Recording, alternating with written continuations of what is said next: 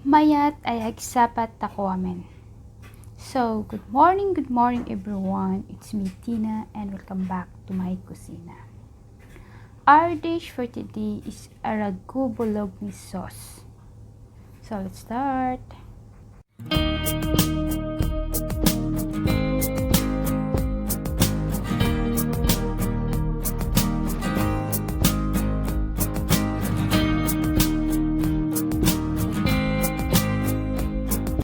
So for this recipe, we need a minced pork, and we need to marinate it with olive oil, salt, soy sauce, sugar, and white pepper. And don't worry, I will be writing the complete recipe and our description box.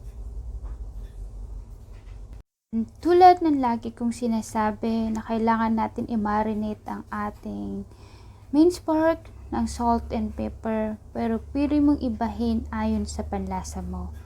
At hanapin ang tamang timpla, huwag lang hanapin sa iba. At ngayon ay we need to mix it properly. Then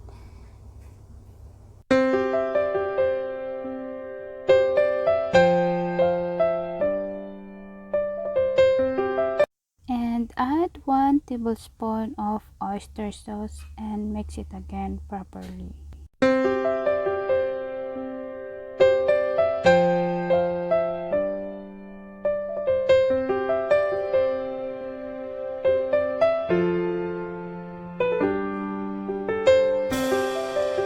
Cover and set aside to marinate before cooking. Vegetables ingredients are tomato, onions, carrot, and celery with a garlic. So we just need to chop it into small cubes.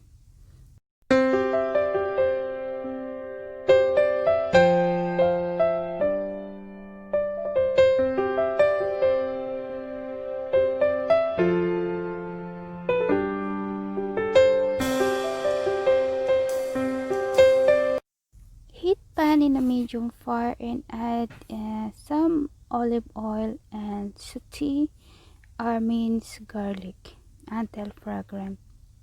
Pero alam mo, ang bawang ay parang puso.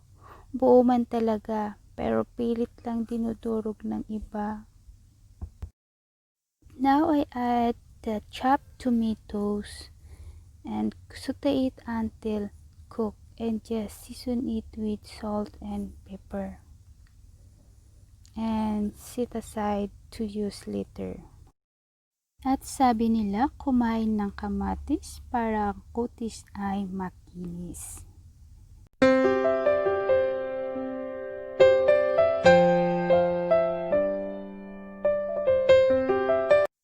And a clean pan, heat wok and heat some butter. And add some olive oil for the butter not to burn.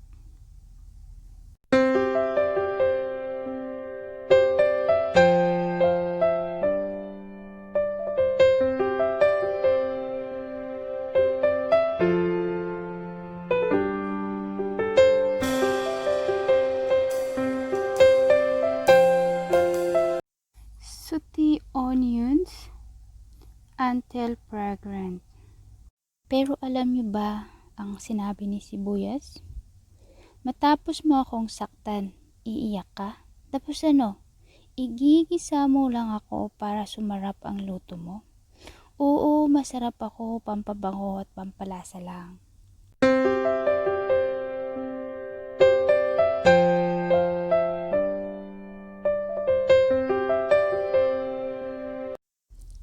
Adding now the celery and the carrot and continue to cook. May celery kasi ang celery ay nakakatulong upang mabawasan ang stress at sobrang pag-iisip na bakit iniwan ka. At bakit may carrot? Pampalinaw sa iyong mata para makita mong wala na talaga siya. They stir fry until the edges are getting burned. And Add the marinated minced pork and continue cooking.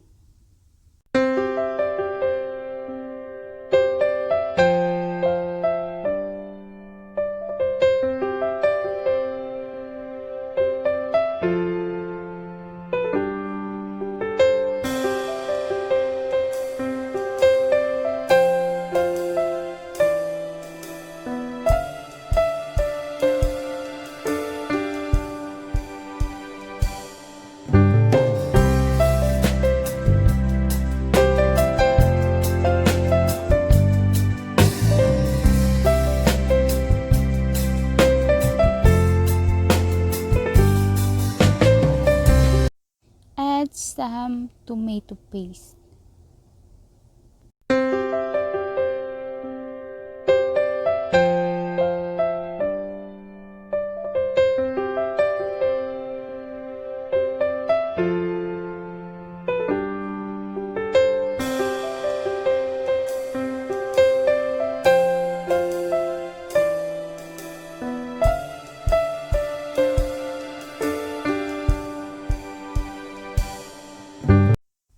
Add half cup of white wine and continue to cook until water become half or the sauce.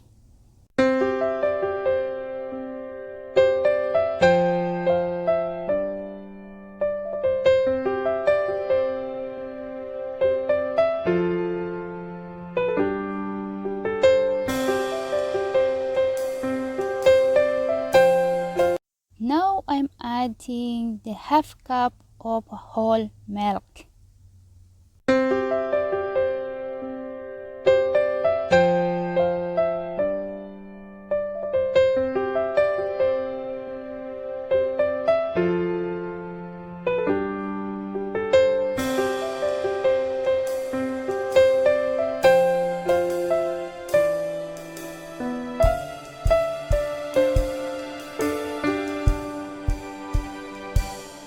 Add 2 cups of chicken broth and continue to cook.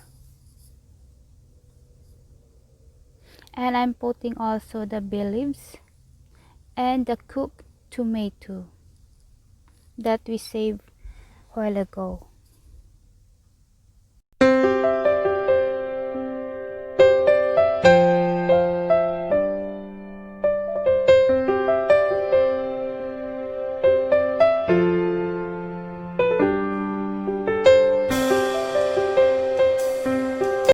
And just season it with salt and pepper.